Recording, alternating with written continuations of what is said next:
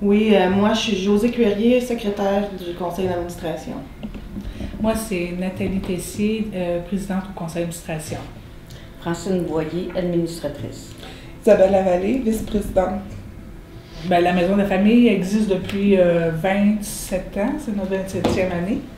On va fêter notre 28e l'année prochaine, en espérant que la nouvelle bâtisse soit notre 28e anniversaire. Vous nous parlez un petit peu de l'œuvre en général, là, de la Maison de la famille. Le nom le dit assez bien, mais qu'est-ce qui se fait auprès des familles?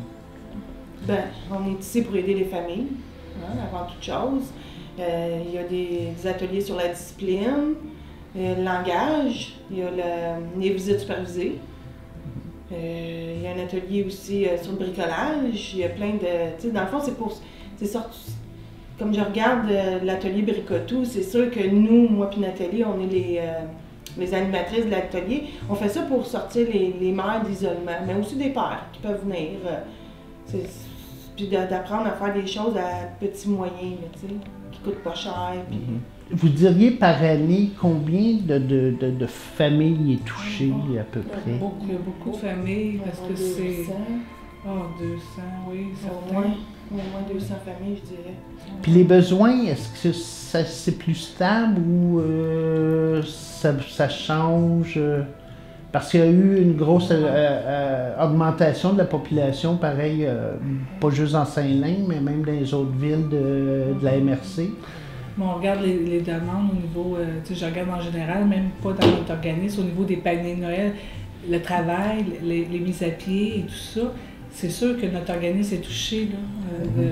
L'aide aux familles, il y a des familles qui ont plus de balises, hein? Fait que c'est sûr que si on va les aider.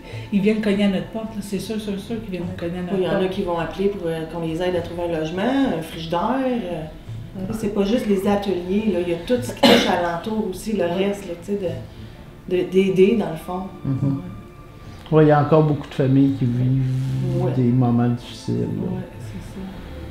Ben nous, on touche plus les jeunes familles. C'est plus les jeunes familles. Mais c'est sûr qu'au niveau des mères aidantes, au niveau des transporteurs, souvent, il y a les aînés qui vont être là pour donner du bénévolat. C'est sûr que nos aînés qu'on a dans la population, c'est plus des aidants de notre organisme en tant que bénévoles, là, mais on n'aide pas nécessairement les aînés directement. Okay. Mais ils nous aident, ils viennent nous aider. Ils sont là. Ouais, c'est des bras pour bercer les enfants, c'est des bras pour amener les enfants. Ouais. Ils vont parler aux mères, aux pères. Okay. Vous faites du transport? Oui, pour certaines de nos ateliers, il y a du transport. Okay. Puis vous couvrez tout Montcalm. De plus en plus, vous avez des ateliers dans différentes municipalités, je pense. Hein? Oui. Saint-Calix, Sainte-Julienne, Saint-Esprit, Saint-Jacques, oui. C'est sûr qu'au niveau plus, Sainte-Marie-Salomé, c'est sûr que c'est assez loin, mais on a certaines demandes, là, puis on couvre...